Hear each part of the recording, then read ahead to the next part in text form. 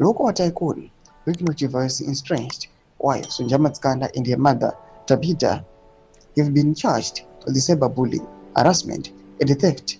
Court documents say, Nzalapena Mashuku atuona kuti at a time that to go out the whole nation is crying.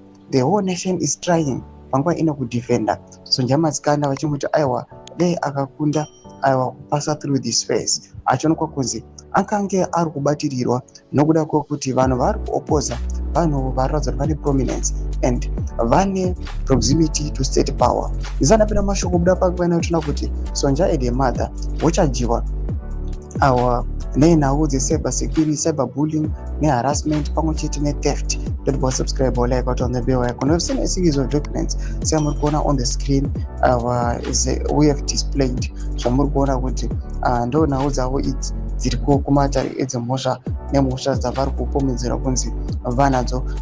Despite the fact that Sonja Madzikanda, she also defended herself. She provided a series of videos. She recorded while she was at the police station. Achanatsobuda pachena kuti no, zvinhu zviri kungotaurwa zvinhu zviri fabricated, but the real truth she already mentioned it.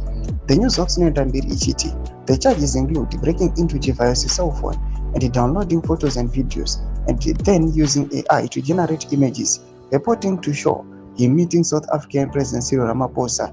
The papers say they will spend another night in cold prison cells. Doma developments aripo atikuona kuti they spent one night, meaning the last night they spent it in prison cells after vapiwa mhaka yekunzi aiwa akanodownloada maimages. In fact, that he stole with one of Wicklow cell phones.